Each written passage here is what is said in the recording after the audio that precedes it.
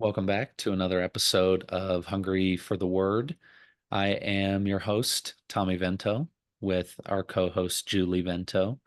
And today we're going to pick back up where we left off, well, sort of, with Ephesians 4. We realize that it's a very dense chapter. And as we often joke on here, the whole Bible is good, but we love this chapter especially because it does such a great job of highlighting what it means to live as a new being. And so we weren't able to quite cover everything last time, so we decided to do a second one, diving in still yet a little bit deeper. And I want to start with verse 17. While I did kind of have it highlighted, I didn't think we had time to get and unpack all of this, but Ephesians 4, verse 17 says, "Now this I affirm and insist on in the Lord. You must no longer live as the Gentiles live in the futility of their minds." Verse 18, "They are darkened in their understanding, alienated from the life of God." And although the rest of the sentence says, "because of their ignorance and hardness of heart," I want to just focus on some of the first couple of sentences there, but particularly the futility of their minds. I think we definitely have talked about that on the show before, and it's something that I know that all humans struggle with, but you and I particularly in our journey have been a very close witness to seeing our mind still run the show. And as he says, darkened in their understanding and alienated from the life of God. This is again, he's not necessarily speaking a condemnation or a punishment over people. He's saying that when you live inside the separate self, inside the ego, just inside your mind, you aren't in the present moment here in the now. So that is your experience. But on an even higher level, you are separate from the life of God in your, especially in your experience, because God's life isn't happening in your mind. It's happening in him and alongside him. So I know that that's a fair bit to unpack. I'm not sure I'm quite doing it justice, but what do you think? No, I think you did it great, Jessica. I think we don't understand our being made in his image. We are three in one. And we do have, we've mentioned this before too, a spirit, a soul, and a body. Mm, And the mind on its own um, is kind of an overlap of the soul and the body mm, only, and with not connection with the spirit. And that's what mm, we're talking about. And people do not recognize, in generally speaking, that you are not your mind. mm, And so when we say things like, think about what you're thinking about, mm-hmm. there is an entity that's watching your mind think about things. Right. And what we're talking about is moving beyond recognizing we're not our mind, but actually uh, kind of amplifying our spirit so that our mind isn't running the show, the spirit and our Mm, connection with him is running the show.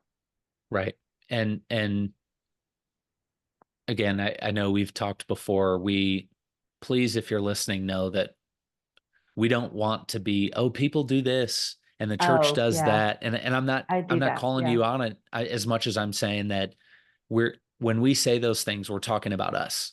We do this. We I are did that. people. Yeah, And yeah. so to recognize that you are not your mind, I think of the way Eckhart Tolle describes his experience with that he talks about in the early days he was used to in his life just being woken up in the night by such intense feeling and specifically negative feeling. And one kind of fateful night, he's feeling intensely terrible. And the thought comes to him, I can't live with myself any longer. And that thought was just endlessly replaying in his mind to the point that, when you say a word so many times, it loses its meaning. You realize that it's just mumblings and clicking your tongue and moving your mouth in a certain way as an abstract way of pointing to what it is you're talking about.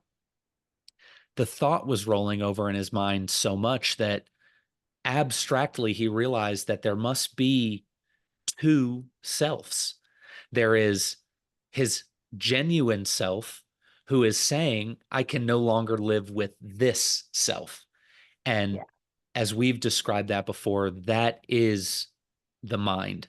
That is the ego. That is the separate self who, without painting with too broad of a brush, the mind without the spirit pumping through it is not just an error detection device, but it it is the tree of knowledge of good and evil.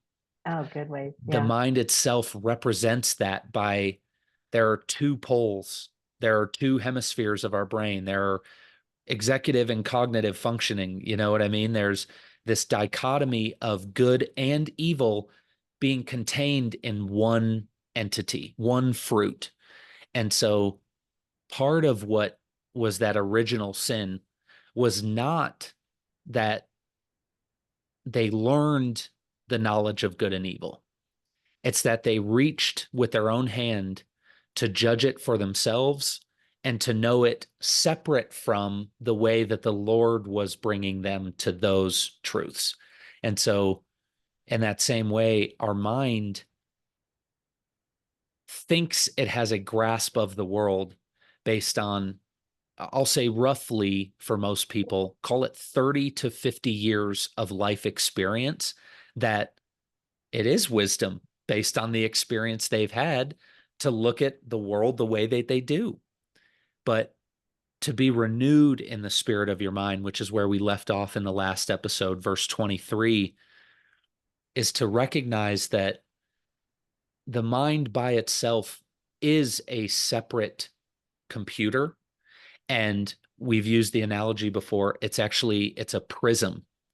And when the spirit light itself is shining through that prism and the prism is rotated the right way, you see the entire spectrum of the rainbow. It's beautiful. You clearly give glory to God about this thing that is light is being expressed as all these vibrant colors, and look at everything that comes from it. It's like a kaleidoscope. That is what's intended. What often happens is you, myself, people don't have the spirit light flowing through our mind. It's largely our separateness, or as Paul says, darkened in our understanding. It is Mm. the at the end of Deuteronomy when he says, I lay before you two choices, life and death, blessing and cursing. And then he says, I'm going to give you the answer. Choose life. That it is that simple on the highest level of between good and evil, choose good. But as you go down through the layers, and as we've talked about before, the Lord's teaching is precept upon precept, line upon line, here a little, there a little, because good and evil are not as black and white through all the layers as it is on any one layer, able to so clearly see what is good and what is not. So I know that that was a lot to throw out there, but I say it because as we go through this renewing and transforming of our mind, I see so often in my life the where I'm separate from the Lord, the disharmony that I feel or experience or perceive in my experience is more often than not because I'm looking at it through the lens of a separate self. Only how does this affect me? Only how do I feel? And even more simply put, only against the backdrop of do I like this or dislike this? That I think is where the analogy of the tree of knowledge of good and evil can boil down to. When Adam and Eve chose for themselves and they realized that they were naked, they decided, I don't like this. And they sewed themselves fig leaves to cover it up. But instead of choosing for ourselves in this life what I like and dislike, what I want to do and what I don't, how does this endeavor affect me? When it talks about Christ in Philippians, it says, He came, and instead of seeing equality with God as something to be exploited, He emptied Himself, taking the form of a servant, and became a servant king. Or where He says in the Gospels, the Son of Man did not come to be served, but to serve. This is the approach that comes from a renewed mind, because you're no longer a separate self just thinking about how does my experience, how is it affected by what I do or don't do in my decisions, to when you're not alienated from the life of God and you are one with Him, all of your choices reflect the understanding that all life is the life of God. And so you love everything. And instead of going around, I heard this quote from Alan Watts, instead of going around like a dry sponge, hoping to be saturated by the world, you will go around watering everything. And we've talked about that as the Lord is the river of living water. Ezekiel 47 says, everywhere that this river goes, there will be life. So I know I'm covering a lot of ground. It kind of seems like it's all jumbled. This is how deep to me it is when he says, don't live in the futility of your mind. It's not just about you making separate decisions. It's about on a way deeper intimacy with the Lord, to the point where you don't experience or look at life anymore as how it affects you, but as you're being one with Him, with all of your needs met and taken care of, and being in the presence of joy and its fullness by being one with Him and in His kingdom. It's a totally different approach to the world. And so, as Paul gives instructions about, now don't lie or cheat or murder or have malice, put away falsehood, as we'll see shortly. These things are not behavior standards. Hey, don't do that. It's Paul is living in this place of oneness with the Lord, and it's so clear to him. You just don't do those things when you're one with Him. So I don't Yeah. know. I'll pause there and give everyone a second to breathe, I guess. Well, I like that, first of all, to understand that our mind without spirit is futile, Mm, and the good, the discernment of the good and evil, um, or the knowledge of good and evil, is without Him useless. But I like the way you wrap that back around, and we're not talking about um, behavior. We're talking about, this is an example of how, what we're supposed to go for. This is mm, the invitation of what to do. And of course, you ask, or I would ask, well, how do you renew your mind? And you renew your mind by learning God's ways, as mm, opposed to that experience that you were talking about, that we gather from our life experience. And you can see this kind of clearly in other people sometimes, when they keep making the same bad choice over and mm. over. And it's just so clear to you that that's a bad choice, but it's not as clear to them because they are in the futility of their own mind, as opposed to a renewed mind that is shining the spirit through it. Yeah, absolutely. And it's funny, while you were saying that, I flipped over to Proverbs 3, where when we talk about renewing your mind, like you said, yes, there's a formula. No, there's not really a formula. But if I were to attempt to give someone a formula for renewing your mind, it would be right here, verses 5, 6, and 7, and you could include 8. It says, trust in the Lord with all your heart and do not rely on your own insight. In all your ways, acknowledge him, and he will make straight your paths. Do not be wise in your own eyes. Fear the Lord and turn away from evil. It will be a healing for your flesh and a refreshment for your body. So again, this is not instruction in the sense of, ooh, that's a great point to pause. When we were first talking about taking on Ephesians 4, you and I both chuckled that the eternal Tao that can be articulated is not the eternal Tao. And what we love about this chapter is Paul does his best to articulate it. People often confuse people. There I go again. We. We, I have often confused good instruction with good news. Good news is what's already been done. The Holy One of Israel has come to make his home in me. That's it. It's done. Good instruction is, now that that has happened, let's make the most of it. Number one, for the Lord. Number two, for my neighbor. And number three, for myself, which is why Jesus says all the law and the prophets can be summed up in this way. Love the Lord your God and love your neighbor as yourself. So when you talk about we are a triune being, there are three relationships in all of creation: us and the Lord, us and our neighbor, us and ourself. And you, not you, listener, myself, might say, well, who is my neighbor?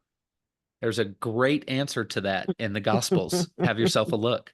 But again, I say that because as we talk here and as Paul discloses good instruction, it's important to remember that the instruction follows the good news.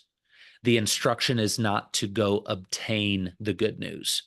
So even as we hear talk about Proverbs and say, this is how you renew your mind, the renewing of your mind comes after you've been born again, not so that you can be.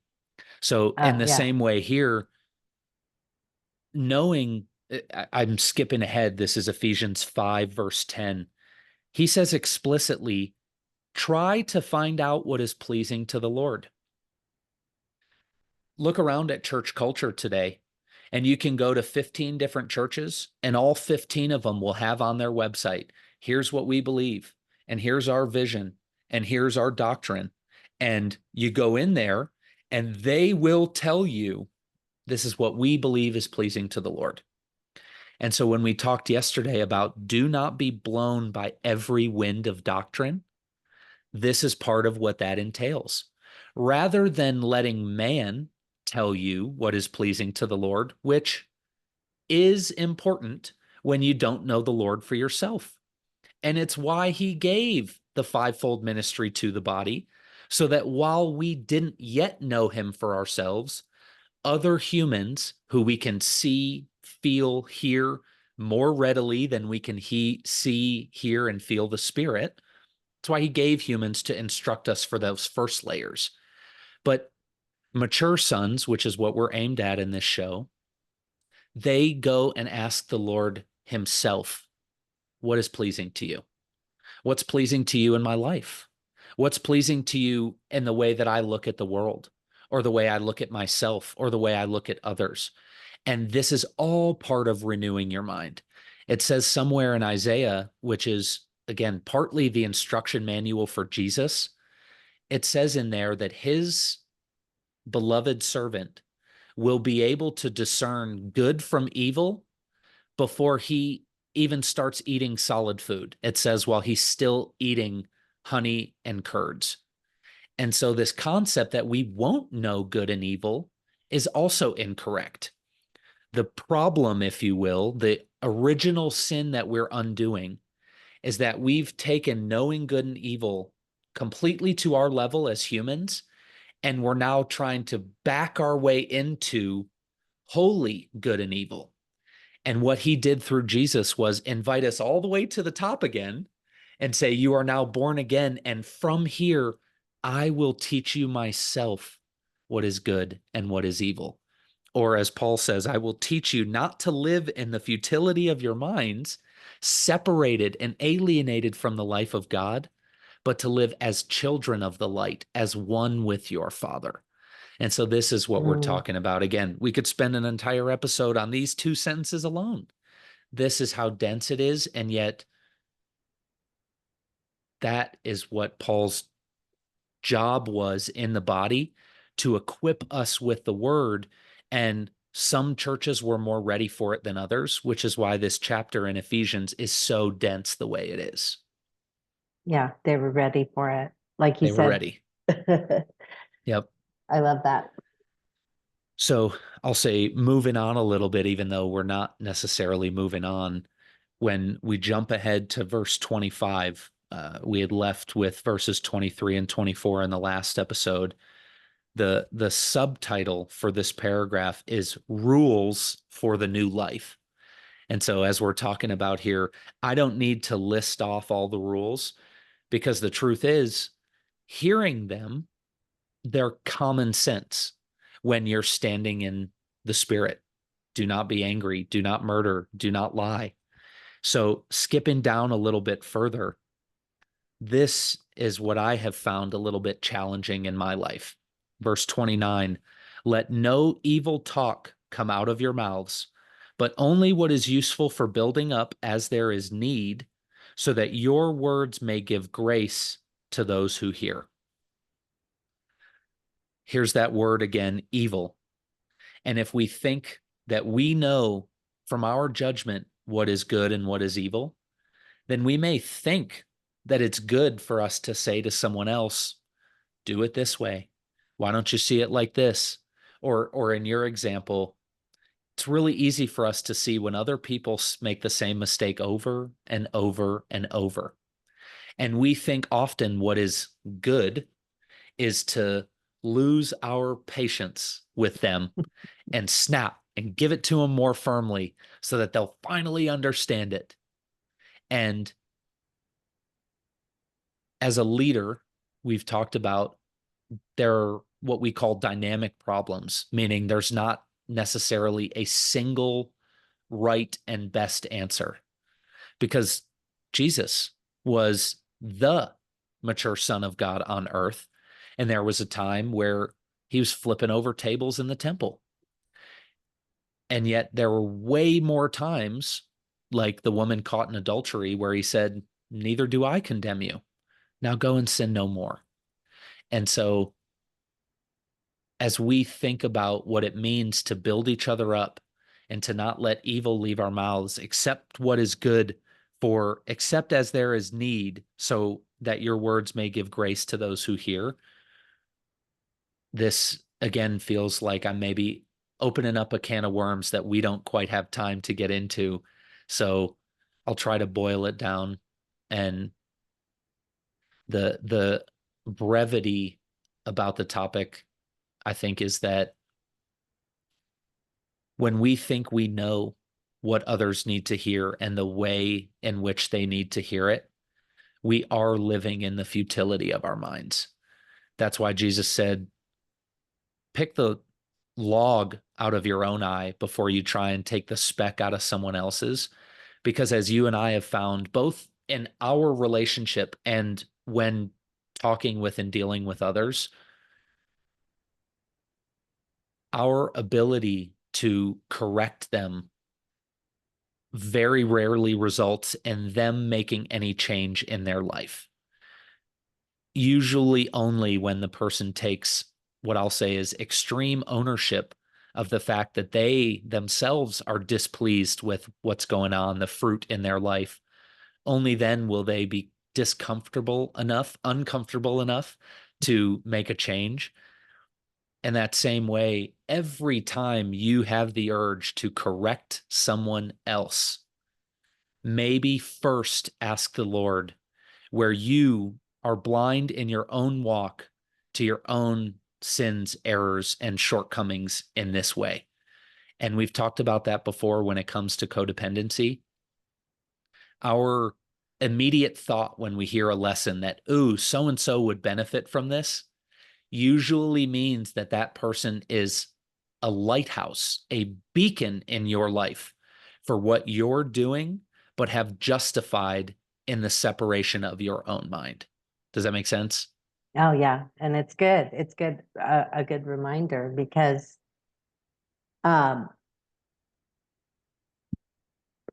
just the way he said that about let your words be filled with grace. If you think about that, um, and instead of quote going around correcting others, can you imagine just going around telling them you're made in the image of God? Exactly. You are made in the image of God, or something similar, telling them the truth. The fact that they are living there or that you're living there is because you don't believe that at some Mm, level.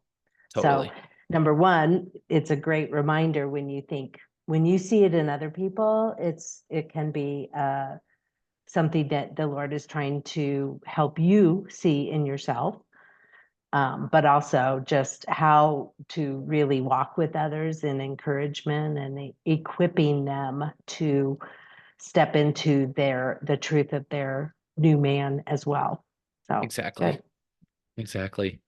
Um, as we kind of wind down on time here, I have, I'll say, two final verses or thoughts that I'd like to share. Is there anything that you want to make sure you cover before uh, we exit out of here? Well, this, I also was reminded that Paul talks in Romans 12 about renewing your mind also, not conforming to the world, but be transformed by renewing the Mm, mind. And we talked about this last time in Ephesians 4. It really is the process, if you will, or the transformation we step into as a born again believer hmm. when we are being transformed into his image. Yeah. So he also talks about that in Romans as well. But Well, what this I think is is, sorry to cut you off. no, go ahead. What I think is funny is Paul says to an immature church in the Romans, "Hey guys, renew your mind." And then he says to a mature church, the Ephesians, "Hey guys, renew your mind."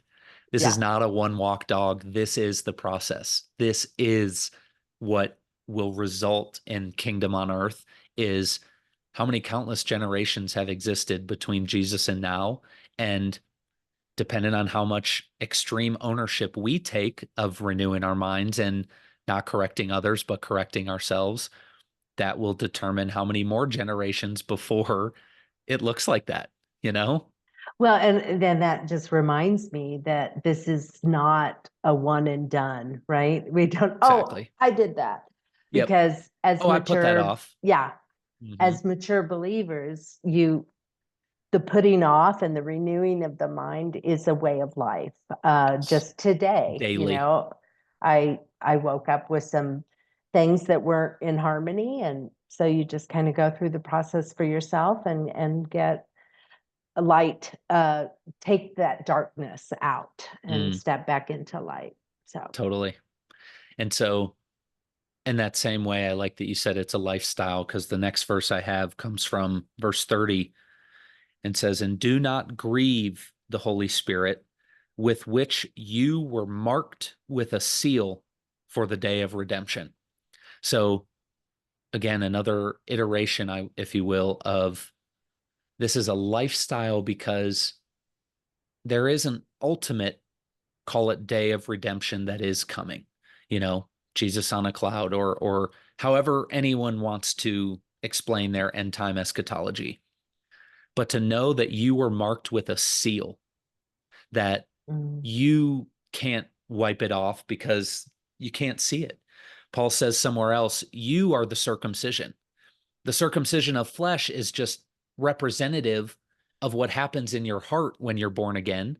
And so this seal that you can't see on your person is marking you before all of creation, all of heaven and earth, the Lord and all his hosts of angels, that no matter how well you do at renewing your mind and becoming conformed to his image on this side of heaven, you are marked with a seal for that day. And that again just gives me comfort that it's really not about my performance. My Yeah, performance, just to use that word, is what kind of experience do I want to have here? If I want the kingdom here, then you will in some ways suffer as Christ did, being formed in the fires of adversity to be that shiny gold that he knows you can be. But that doesn't mean that you're not still already raised and seated and at his right hand in Christ, you know? exactly. And so kind of my final thought here, what I'd like to send people off with is ultimately what it ends up saying in Ephesians chapter 5, verse 1. Therefore, be imitators of God as beloved children and live in love as Christ loved us. That to me is, again, just the epitome of all that we've been talking about in the last two episodes. All that Christ came to represent is learn who God is and be an imitator of him. There are how many countless times, I can't remember which episode it was, how many countless times in all of the Bible does it say, for the Lord is gracious and merciful, slow to anger and abounding in steadfast love. It says that over numerous generations, numerous authors, prophets, numerous experiences. And so if that's really who he is, to be an imitator of him does not look like hyper criticizing the rest of the world. It doesn't look like condemning the rest of the world. It doesn't look like saying what everyone else should be doing better while not lifting a finger for yourselves, which is what the Pharisees did. And so, being an imitator as beloved children, you live in love as Christ loved us. And so, that would be my invitation, I'll say to everyone today, but again, to you and I as we go through this to live in love as Christ loved us is not a behavior standard. It's an invitation to walk and experience, or to say, to taste and see how good the Lord is. And from that place of love and abundance, how could you not be an imitator of him here on the earth? Anything else you'd like to close us out with? No, that's a good exclamation point. Awesome. We'll Excellent. see you next time, friends. Blessings. Blessings.